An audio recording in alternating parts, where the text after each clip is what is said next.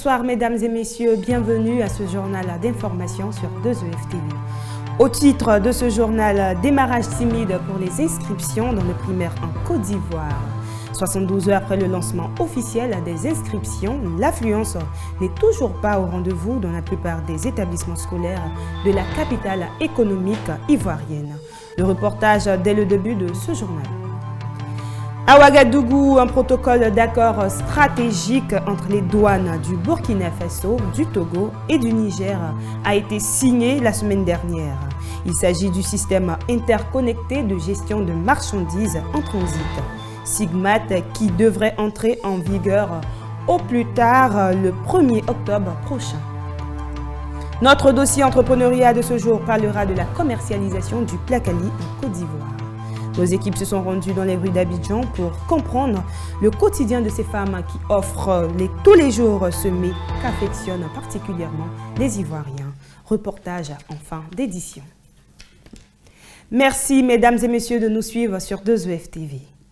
C'est bientôt la rentrée scolaire en Côte d'Ivoire. Ce mercredi, nos reporters sont allés sillonner quelques quartiers de la commune d'Abobo à Abidjan pour s'enquérir de l'ambiance qui prévaut au niveau des inscriptions dans le primaire. La donne n'a pas du tout changé, les parents d'élèves traînent encore les pas. C'est un reportage signé Christian Ago et Eudoxie Kouakou. On ne le dira jamais assez. Chaque rentrée des classes est une période sensible, surtout pour les parents d'élèves, dont les portefeuilles sont rudement mis à l'épreuve. Cette année encore, les inscriptions se font lancinantes. On ne se bouscule pas aux portes des établissements. Ça traîne les pieds. La réalité est que sur le plan financier, les parents ne sont pas très bien préparés. Pour le moment, les parents viennent à compte-gouttes. Les années antérieures, c'est à une semaine avant la rentrée officielle que les parents devaient faire les inscriptions. Que le communiqué disait que les parents devaient venir faire les inscriptions à une semaine avant la rentrée. Bon, cette année, ils ont repoussé à 2 semaines avant la rentrée. On peut dire que quand j'appelle les parents, beaucoup disent qu'ils ne savaient pas. Pour ceux qui ont déjà des enfants ici, qui vont soit en moyenne session ou en grande session, beaucoup disent qu'ils ne savaient pas, ils ne s'attendaient pas, qu'il n'y a pas d'argent pour le moment. Une situation récurrente en Côte d'Ivoire, où la rentrée scolaire démarre toujours sur des chapeaux de roue. Pour les responsables d'école, c'est un schéma habituel. Comme dans la plupart des écoles privées à Abidjan, les parents d'élèves se font désirer. La cour est quasiment vide. Le début des inscriptions décrétées par le gouvernement pour la période allant du 26 août au 6 septembre ne semble pas susciter l'empressement chez les populations qui préfèrent gérer les choses au rythme de leur réalité financière. Même dans les établissements publics où les exigences financières ne sont pas aussi pesantes, l'affluence se fait toujours attendre. Certes, les premières inscriptions ont commencé, surtout au niveau des classes de la maternelle et du CP1, mais pas avec la promptitude souhaitée, comme le font remarquer les responsables des écoles BAD 1 et BAD 2 dans le quartier d'Abobo. Oui, pour le moment, ce que nous faisons concerne uniquement le CP1, le recrutement au CP1. Et à vrai dire, il n'y a pas encore d'affluence parce que commencé depuis le 26, nous sommes aujourd'hui au 29 et il n'y a pas plus de 15 élèves inscrits. Alors que sur 3 jours en principe, 3-4 jours en principe, on devrait avoisiner au moins la vingtaine. Donc il n'y a pas d'affluence pour le moment. La poussée est clairement laborieuse, mais dans les semaines à venir, d'autres parents devraient imiter ces premiers venus. Oui. La classe de CM2 et la classe de CP2. Non. J'attends à la rentrée, le premier jour de la rentrée pour faire les inscriptions.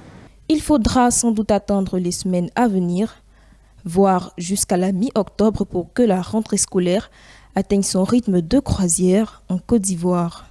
L'Agence universitaire de la francophonie vient de rendre publics les résultats de l'enquête sur l'assurance qualité externe qu'elle a lancée en avril dernier pour évaluer le niveau de fonctionnement de ses 909 établissements d'enseignement supérieur membres.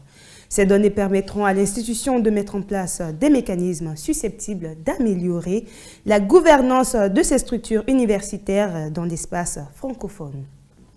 En 2018, une nouvelle initiative consacrée à la gouvernance universitaire, baptisée l'Initiative pour la gouvernance dans le nouvel espace universitaire francophone, avait été lancée pour renforcer la synergie des actions menées dans ce domaine en collaboration avec ses différents partenaires.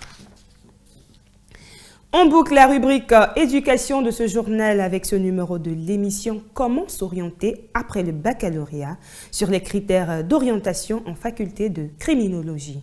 Des explications fournies sur le plateau d'Ariel Touré. Pour un nouveau bachelier, pour une personne qui vient d'obtenir le bac, comment est-ce que cette personne peut arriver à s'orienter dans, je dirais, dans cette filière-là? Voilà. Ok, c'est déjà bon parce qu'il y a un dicton qui dit il faut aimer ce que tu fais.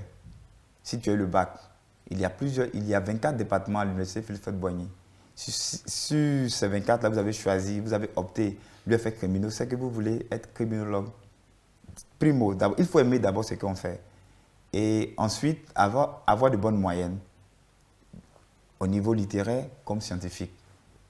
C'est juste ça. Juste avoir de bonnes moyennes. Il n'y a pas de test pour venir à l'UFR des criminaux. Il faut avoir le bac. Il faut avoir le bac et choisir l'option criminologie. Si l'orientation sort, que vous êtes admis, vous commencez les cours à l'UFR criminaux. Ça, c'est pour une personne qui a eu le bac. C'est-à-dire cette personne a eu le bac, elle est automatiquement orientée par l'État. Oui. Et si nous sommes dans le cas de la personne qui n'a pas eu le bac, mais qui voudrait faire, bien sûr, la criminologie. Ça aussi, il y a une possibilité. D'accord. Et quelle est cette possibilité-là? Cette possibilité, c'est que l'individu se présente au niveau de la scolarité de l'université Philippe-Faure-Boigny. Il aura une fiche à payer. C'était mon cas parce que moi-même, j'ai été orienté dans une grande école en ressources humaines et communication. Et là, nous avons opté pour criminaux. Donc, nous sommes présentés à la scolarité et nous avons payé une fiche. Une fiche qui est en vente au niveau de la scolarité. Vous remplissez l'entête et vous attendez. Après étude de dossier, les résultats sortent et vous partez pour commencer les cours. L'étude, il ne faudrait pas penser voir les moyennes, non. Vous voulez venir soit en lettres modernes, en sciences éco. C'est cette procédure-là, c'est une procédure administrative. C'est simplement ça. C'est juste une étude de dossier où il y a un test écrit? Non, il n'y a pas de test écrit. Il n'y a pas de test écrit. C'est-à-dire pour n'importe quelle personne qui n'a pas eu le bac, qui veut forcément rentrer à l'UFR. Non, pas qui n'a pas eu le bac, parce que pour avoir accès à l'université, il faut être forcément titulaire du bac. Contrairement aux grandes écoles. C'est ce qui fait la différence entre nous et les grandes écoles. En grande école, tu peux avoir quelqu'un qui a un BTS ou un cycle ingénieur, mais il n'a pas le bac. Or, à l'université, il faut forcément avoir le bac pour être universitaire. C'est-à-dire, il faudrait avoir le bac. Maintenant, si vous n'avez pas été orienté dans, je dirais, en criminologie, mais vous avez été orienté dans une autre filière. Vous pouvez permuter avec un étudiant qui souhaiterait aller en lettres modernes, mais il est tout en temps criminaux. Or, vous êtes en lettres modernes, mais vous voulez aller en criminaux. C'est une autre possibilité aussi, vous pouvez permuter. Il y a les fiches. C'est comme l'étudiant qui s'est fait orienter à l'université Nangui-Ambourgois, mais qui voulait venir à l'université Philippe-Faure-Boigny ou Péréfolo-Gon-Coulibaly. C'est juste une permutation et puis ça passe. Signature la semaine dernière à Ouagadougou d'un protocole d'accord stratégique entre les douanes du Burkina Faso, du Togo et du Niger pour faciliter les échanges commerciaux entre ces trois pays. 5 mois après la signature du système interconnecté de gestion des marchandises en transit, les responsables des services douaniers se sont retrouvés pour la matérialisation du projet grâce à ce protocole d'accord qui devrait alléger les procédures aux frontières pour les opérateurs économiques. Le SIGMAT devrait entrer dans sa phase active au plus tard le 1er octobre 2019. Au Nigeria, le goulot d'étranglement continue de miner l'économie. Les réserves de change de la première économie du continent sont lourdement menacées avec la hausse du niveau des importations et la chute des cours du pétrole sur le marché international. Autre situation délicate pour la Banque centrale nigériane, cette amende imposée par le Royaume-Uni suite à un contentieux qui oppose Abuja à une compagnie pétrolière à propos de la prospection dans le sud du pays. Pour pallier à cette situation, le gouvernement demande à la Banque centrale de limiter les importations de produits alimentaires pour stimuler la consommation locale et donc la croissance des entreprises. Au Cameroun, Yaoundé va accueillir le 17 septembre prochain la 7e édition de la conférence internationale des guichets uniques. L'événement qui verra la participation des représentants des organisations mondiales de développement et de plusieurs entreprises touchera cette année à la question de la numérisation des échanges commerciaux en Afrique, notamment par une modernisation du mode de fonctionnement des guichets uniques. Des préoccupations centrales seront donc abordées au cours de cette rencontre dont l'épilogue est prévu pour le 19 septembre. Une semaine après sa prise de fonction, les dossiers économiques brûlants sont déjà entre les mains du nouveau chef du gouvernement soudanais, Abdallah Hamdok. L'économie du pays est en lambeaux. Selon les autorités, le Soudan a besoin de 8 milliards de dollars pour relancer son économie. Un montant dont le financement fait actuellement l'objet de négociations avec les institutions de Bretton Woods qui tablent sur une restructuration de la dette extérieure de Khartoum. Reportage Africa 24. Plus de 8 milliards de dollars, c'est le besoin en financement du Soudan pour relancer son économie. D'après le nouveau Premier ministre Abdallah Hamdok, ce montant permettra au pays de couvrir sa facture d'importation au cours des 2 prochaines années. Près de 2 milliards de dollars en devises étrangères devront être mobilisés afin de ralentir la dépréciation de la livre soudanaise et la stabiliser. Pour l'instant, le gouvernement soudanais n'a pas encore éclairci sa vision de la politique économique, dans la mesure où par le passé, c'était un pouvoir bureaucratique centralisé autour d'Ahmad Bachir, avec des relations de clientèle, la corruption, etc. Donc, il y a tout un élément que le gouvernement soudanais doit satisfaire. Mais avant d'obtenir cette somme, les nouvelles autorités soudanaises devront régler la question des sources de financement. À ce propos, des pourparlers ont été entamés avec le Fonds monétaire international et la Banque mondiale, avec pour objectif de restructurer la dette qui empêche au Soudan de bénéficier de nouveaux prêts de la part des institutions de Bretton Woods. Le Soudan est en cessation de paiement. L'accord du Fonds monétaire international et de la Banque mondiale, c'est une conditionnalité pour que d'autres bailleurs de fonds puissent mettre la main dans la poche. Mais on connaît les conditionnalités de la Banque mondiale et du FMI. Le Soudan, qui se trouve dans la liste noire américaine des pays soutenant le terrorisme, devra également négocier un plan de sortie. En effet, depuis les années 1990, le pays est isolé de la majeure partie du système financier international. Célébration en grande pompe ce lundi 26 août de l'exportation des premiers barils de pétrole par le Kenya. L'événement a fait l'objet d'une cérémonie officielle dans la région de Turkana en présence du chef de l'État Uhuru Kenyatta et de plusieurs membres du gouvernement kenyan.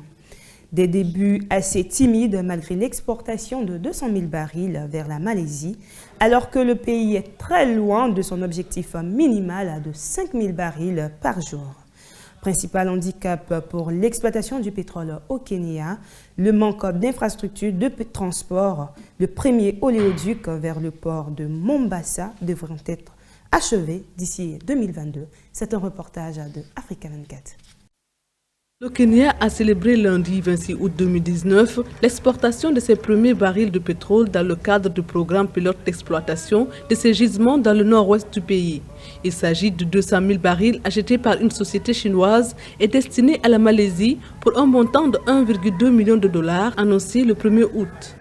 Kenya's Grand March to oil and gas production. La grande marche du Kenya vers la production et l'exportation de pétrole et de gaz a maintenant commencé. Le lancement de cet envoi inaugural marque une nouvelle ère, non seulement pour le Kenya, mais aussi pour notre région, et le début d'une nouvelle ère pour une plus grande prospérité pour tous les Kenyans. La production de brut kenyan n'atteindra son rythme de croisière qu'après la construction en cours d'un oléoduc de près de 900 km qui doit relier le port en construction à Lamu, qui permettra de transporter environ 100 000 barils par jour à partir de 2022. Au fur et à mesure que le développement se fera ressentir, nous veillerons à ce que les communautés locales soient les principaux bénéficiaires de ces ressources. L'exploitation avait été retardée à raison de désaccords sur le partage des futurs revenus pétroliers. Les parties prenantes avaient finalement trouvé un accord, soit 75% pour le gouvernement national, 20% pour le comté de Turkana et 5% pour les communautés locales. Les champs de Turkana au Kenya contiennent 560 millions de barils de pétrole pour un investissement estimé à 2 milliards de dollars. Le constructeur automobile japonais Toyota va bientôt implanter une usine de construction en Côte d'Ivoire. Un accord a été signé en ce sens ce jeudi 29 août à Yokohama, en marge de la 7e édition de la conférence internationale de Tokyo sur le développement en Afrique, TICAD, entre le ministre ivoirien des Transports Amadou Koné et le PDG du groupe Ichiro Kashitani. Si l'on sait que le processus de mise en œuvre du projet est prévu pour démarrer en fin 2019, les détails quant au coût ou encore à la taille de l'usine n'ont pas été dévoilés. On part maintenant pour le micro-trottoir de cette édition qui s'intéresse à l'éducation de la jeune fille. Que pense le public de ce sujet? Nos reporters nous font le point. Au niveau de l'éducation de la jeune fille, je trouve que mon opinion, c'est que la jeune fille doit partir à l'école parce que nous sommes tous au même niveau que l'homme. L'important pour la jeune fille d'être éduquée, scolarisée, et puis peu de tout qu'après dans la société, ce que l'homme fait, la jeune fille peut faire, la femme peut faire. Donc, de mon point de vue, l'important que la jeune fille parte à l'école, elle soit éduquée. L'éducation de la jeune fille est au profit de la société. C'est plus important, bon, on ne peut pas dire plus important que pour les hommes, les garçons, mais c'est aussi bénéfique pour la société que l'éducation des garçons. Parce que lorsque la femme est bien éduquée, je pense que c'est profitable pour la société et pour la famille, parce qu'elle a la charge de s'occuper de la famille, l'éducation des enfants. Et si elle est bien éduquée, alors les enfants seront bien éduqués. Si elle est intellectuelle, elle saura comment faire pour que ses enfants deviennent des intellectuels plus qu'elle, pour devenir plus grands plus qu'elle. Donc je pense qu'il faut mettre l'accent sur l'éducation de la jeune fille, encourager les jeunes filles à ne pas abandonner l'école et s'attacher seulement au métier, mais à continuer à étudier, à devenir aussi des femmes battantes, des femmes intellectuelles, que de rester seulement les femmes au foyer. Bon, pour moi je pense que la jeune fille a besoin d'être éduquée parce que dans nos sociétés aujourd'hui, si une fille, bon, elle n'a pas eu d'encadrement, elle doit elle-même réfléchir puis faire tout. Bon, c'est pas facile, quoi, voilà. Donc pour moi, elle a besoin d'être éduquée par sa maman, par son papa, par son entourage, quoi. Elle doit apprendre des autres pour pouvoir aussi grandir. Voilà, donc c'est ce que moi je pense. Pour mieux cerner la question de l'éducation de la jeune fille, suivons cet élément vidéo pour le doc de ce genre.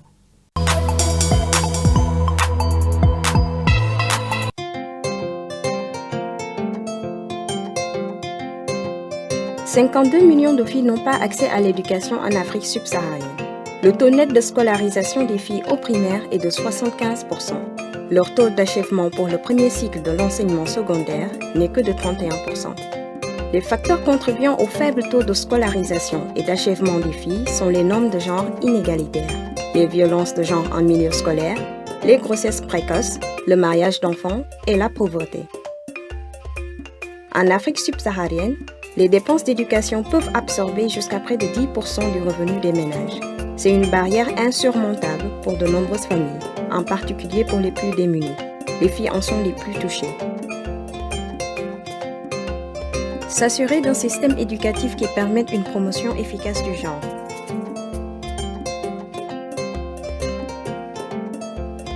En Afrique subsaharienne, 66% des filles sans éducation se marient avant l'âge de 18 ans, contre 13% des filles accédant à l'enseignement secondaire ou supérieur. En Afrique subsaharienne, le mariage d'enfants est une barrière importante à l'éducation des filles. Augmenter le soutien communautaire à l'éducation de qualité des filles.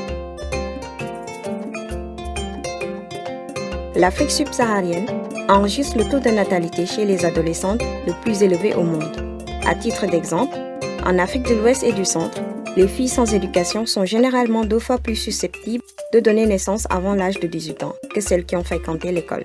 Les jeunes femmes et hommes du continent manquent sérieusement d'informations et de services sur la santé sexuelle et reproductive.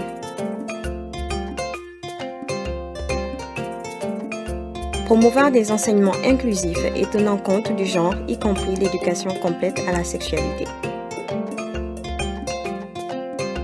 Violence de genre en milieu scolaire. De nombreux pays reconnaissent aujourd'hui que la violence sexuelle et violence de genre en milieu scolaire est une cause d'abandon scolaire parmi les filles. La violence basée sur le genre en milieu scolaire a un sérieux impact sur l'accès et la rétention des filles à l'école, ainsi que sur leur rendement scolaire. Les filles handicapées font face à une double discrimination due aux attitudes négatives sur le genre et le handicap. Les filles handicapées ne sont souvent pas autorisées à aller à l'école, ou lorsqu'elles le sont souvent victimes de discrimination et leurs besoins éducatifs spéciaux ne sont pas pris en compte.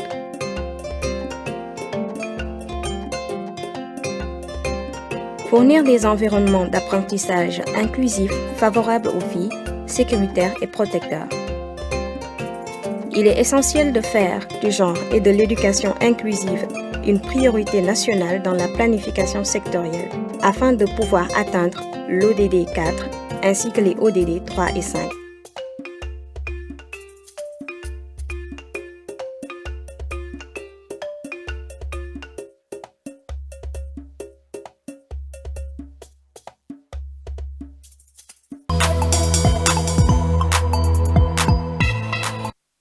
Annoncé, on vous propose de suivre notre dossier entrepreneuriat sur la commercialisation du placali en Côte d'Ivoire. Nos reporters ont sillonné les placalidromes d'Abidjan, comme on le dit. Comment survit ce commerce et comment ces femmes s'en sortent-elles? Voici le reportage. À Abidjan, et d'ailleurs partout en Côte d'Ivoire, on aime ça. Le placali est l'un des mets les plus affectionnés du paysage gastronomique ivoirien. Pour beaucoup de femmes, la commercialisation de cette recette culinaire faite à base de semoule de manioc, accompagnée de la sauce, représente une activité non négligeable, voire assez rentable. L'avantage de cette activité est que quelle que soit la zone d'implantation du site de restauration, la clientèle est disponible. Chaque matin, Roselyne se doit de se rendre très tôt à l'aube au marché d'Abobo pour se ravitailler en marchandises. Ce sont là aussi les impératifs de son métier. Les heures de grande consommation sont connues. La plupart des clients pointant devant les restaurants dès les premières heures de la journée pour prendre leur petit déjeuner à l'africaine. Déjà, à partir de 7h30, son restaurant est ouvert, prêt à accueillir les clients. J'ai l'habitude de venir manger placali chez ma maman ici. Vous savez, tous les matins, avant d'aller au service, il faut te déjeuner d'abord. Donc tu n'es pas te lever comme ça pour aller faire quelque chose du. Nous d'autres, souvent, on fait les trucs du seulement. Donc on est obligé de se déjeuner, prendre un petit truc avant d'aller. Le métier n'est pas facile. La confection du placali commence à la veille, notamment en ce qui concerne la confection de la sauce. Et même, dans la préparation du placali en lui-même, il faut une bonne dose de concentration pour assurer la qualité du produit, une manière habile de fidéliser la clientèle. C'est ce que fait aussi une autre restauratrice du coin qui suit le même cheminement que la première. Je me réveille en tout cas 4h du matin, j'ai fait tout à la maison. Maintenant 6h, je m'en vais à Bobo, j'ai fait le marché et puis je viens, je commence à préparer. Il y a capato, il y a placali. Des fois, elle finit à 22h, des fois à 23h.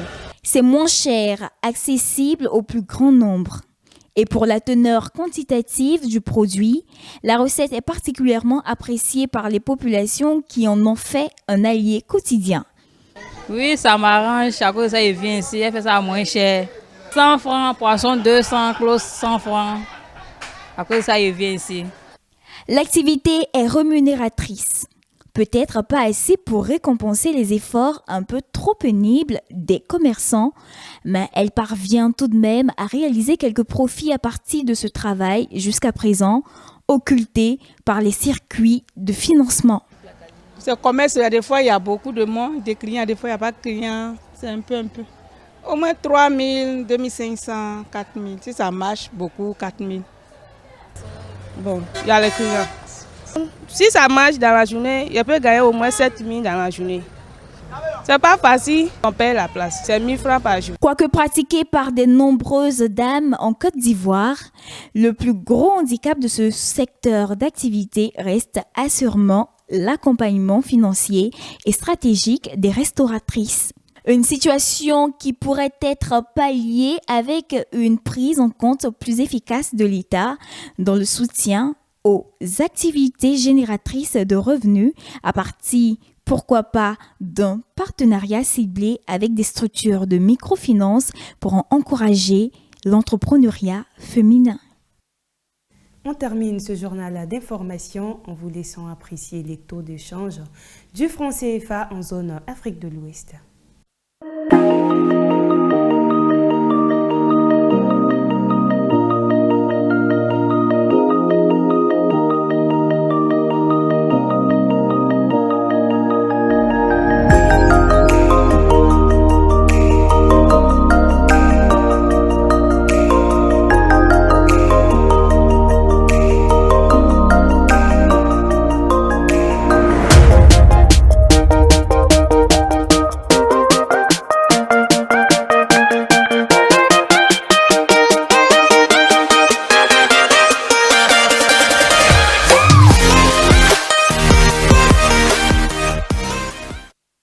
Mesdames et messieurs, c'est tout pour ce journal d'information. Merci de nous avoir suivis sur 2UF TV. Surtout, restez connectés pour la suite des programmes. Bonsoir chez vous.